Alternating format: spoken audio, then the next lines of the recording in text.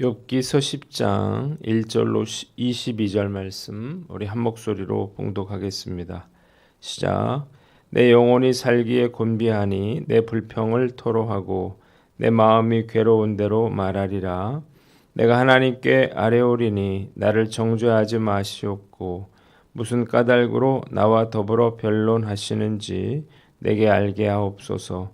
주께서 주의 손으로 지으신 것을 학대하시며 멸시하시고 악인의 꾀에 빛을 비추시기를 선히 여기시나이까. 주께도 육신의 눈이 있나이까. 주께서 사람처럼 보시나이까. 주의 날이 어찌 사람의 날과 같으며 주의 해가 어찌 인생의 해와 같기로. 나의 허물을 찾으시며 나의 죄를 들추어 내시나이까. 주께서는 내가 악하지 않은 줄을 아시나이다. 주의 손에서 나를 벗어나게 할 자도 없나이다.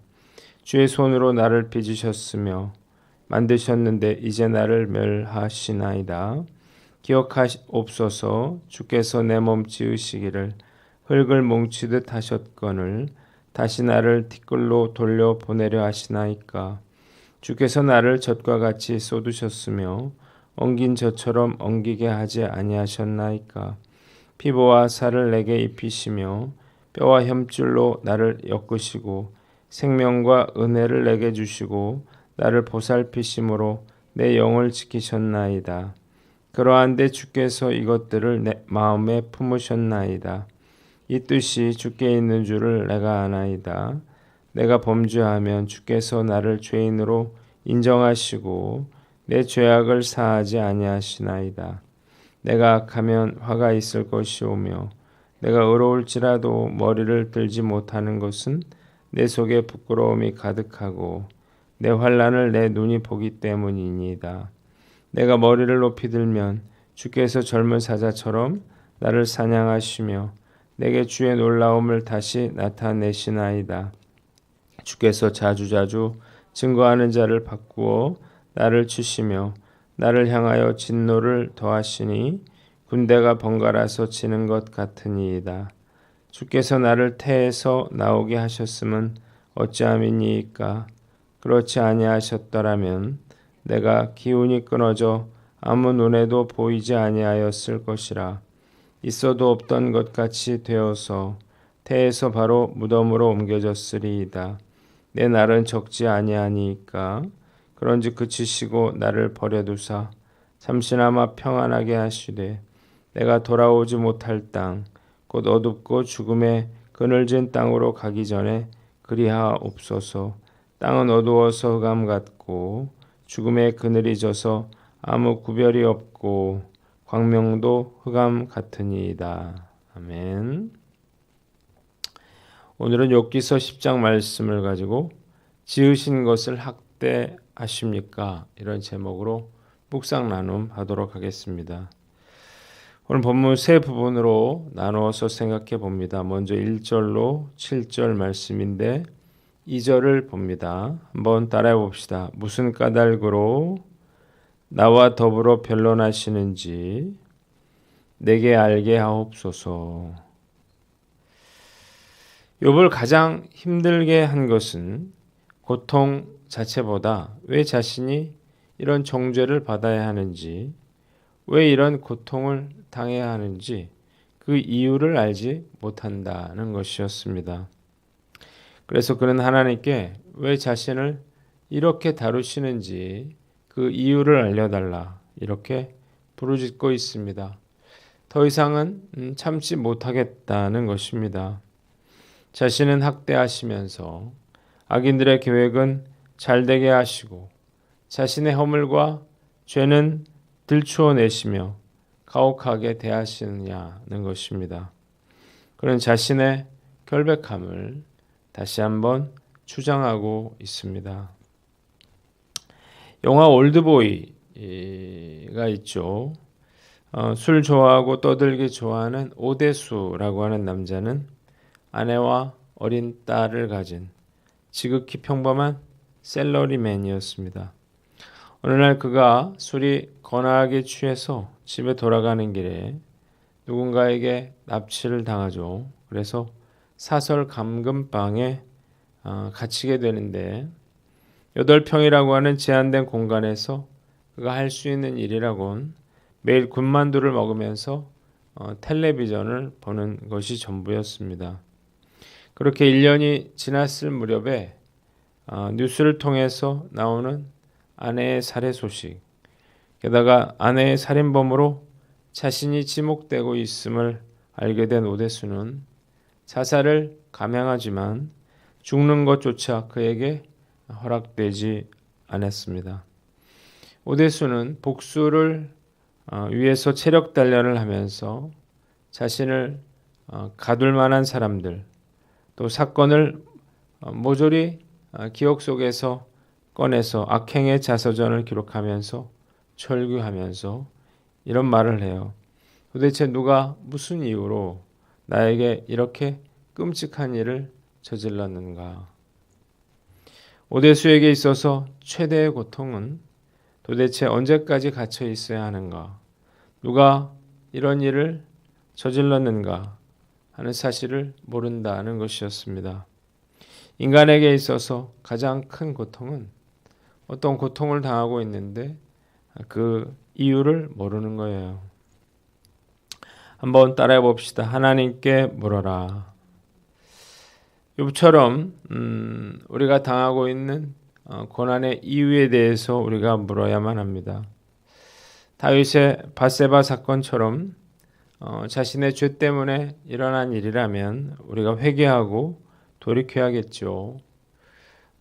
반면에 요셉처럼 형들에 의해서 그 애고로 팔려간 것이 하나님의 계획과 섭리 가운데 일어난 일이라면 참고 인내하면서 자신을 깎고 다듬는 그러한 기회로 삼아야 할 것입니다.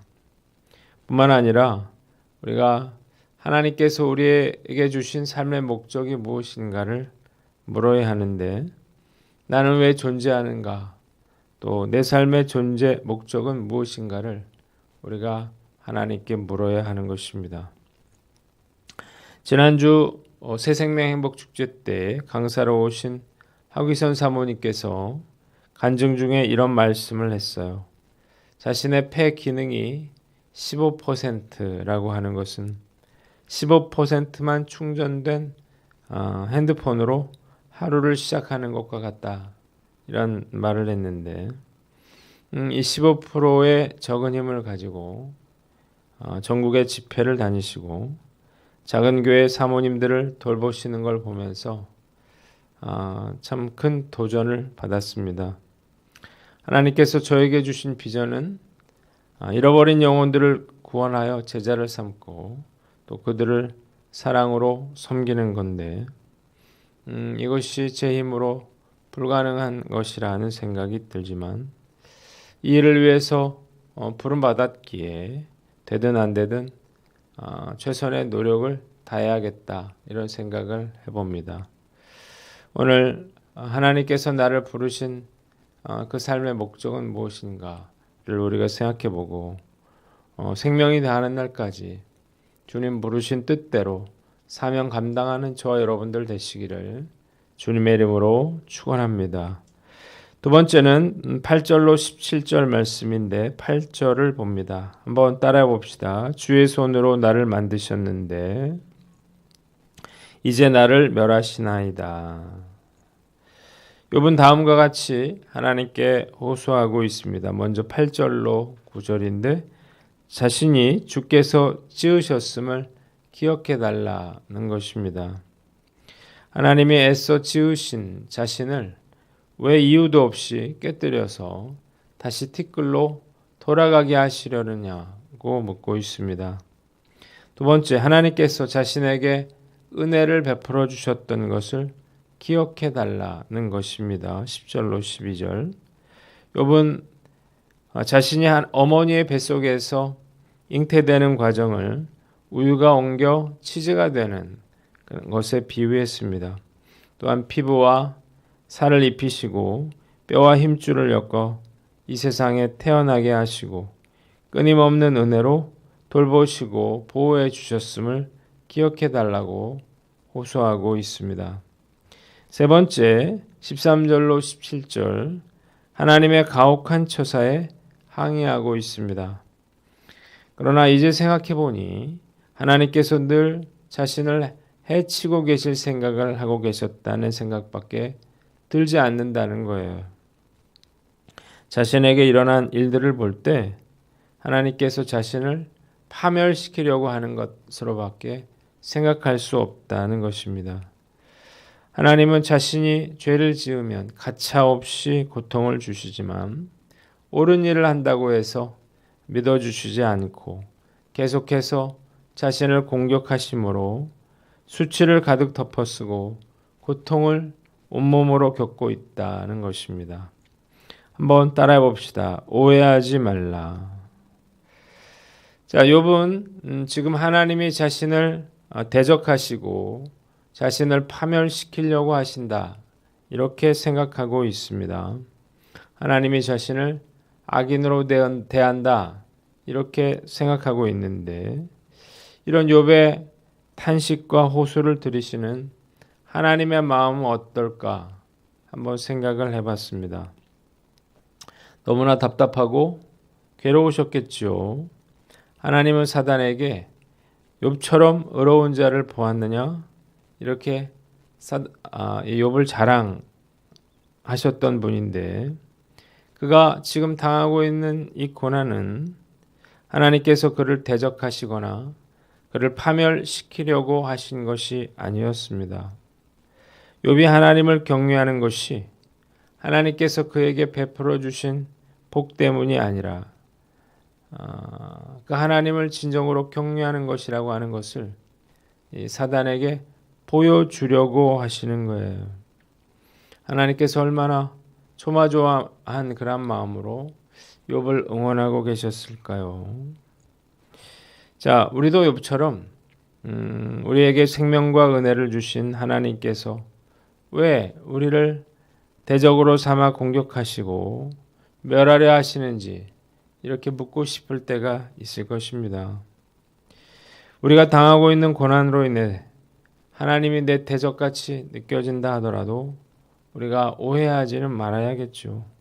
하나님은 우리의 대적이 아니고 또 하나님이 우리를 파멸시키려는 것이 아니고 또 우리가 당하고 있는 고난은 하나님이 우리를 미워하시기 때문에 당하고 있는 것이 아니라는 거예요. 뭔가 우리가 알지 못하는 하나님의 뜻이 있을 것이고 그리고 우리를 연단하고 테스트하기 위함일지도 모릅니다. 하나님은 지금도 우리가 믿음을 잃지 않고 시련과 고난을 이겨내기를 간절히 응원하고 계신다는 사실을 믿으시기를 바랍니다. 쓸데없는 오해를 버리고 우리에게 생명을 주시고 또 여기까지 한결같은 은혜와 또 축복을 베풀어 주신 그 하나님께 감사하며 살아가시는 저와 여러분들 되시기를 주님의 이름으로 축원합니다. 마지막으로 18절로 22절인데 20절을 봅니다. 한번 따라해 봅시다. 그런즉 그치시고 나를 잠시나마 평안하게 하시되. 계속된 고난으로 인해서 욥은 살 소망을 잃고 탄식하고 있습니다. 왜 모태에서 죽지 않고 살아나오게 하셨느냐는 거예요. 만일 그가 모태에서 죽었다라면 현재와 같은 그런 고통은 겪지 않았을 것입니다. 그는 자신의 죽음이 가깝다는 사실을 직감하고 죽기 전에 잠시라도 고통에서 벗어나 평안을 누리게 해달라 이렇게 간청하고 있습니다. 한번 따라해 봅시다. 예수님을 바라보라. 욥처럼 고통받는 자들이 가장 원하는 것은 평안입니다.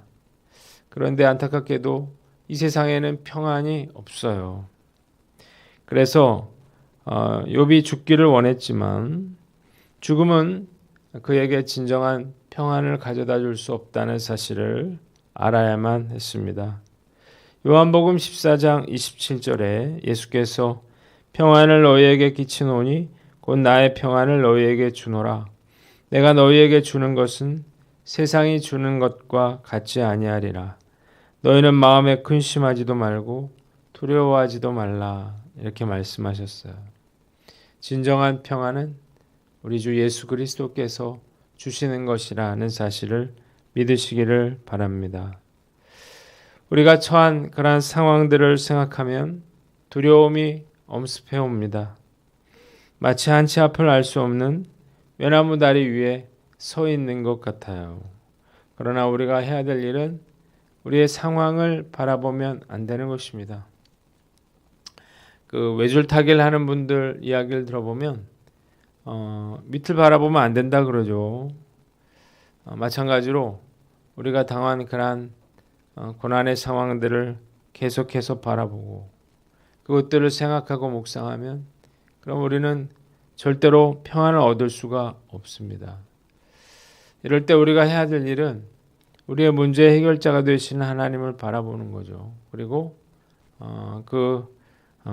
예수님을 통해서 부어주시는 그러한 평안을 우리가 누리는 것입니다. 오늘 난 어떤가 한번 살펴보고 갈릴리 호수에 폭풍을 잠잠케 하신 주님께서 우리의 두려움과 불안도 잠잠케 해주심으로 우리 마음의 평안을 누리는 저와 여러분들 되시기를 주님의 이름으로 축원합니다. 기도하겠습니다. 하나님 아버지, 우리가 고난 중에 있더라도 우리가 그 하나님의 마음을 오해하지 않게 하여 주시고 끝까지 주님을 신뢰하며 우리에게 맡겨주신 사명의 길을 감당하며 나가게 하여 주시옵소서.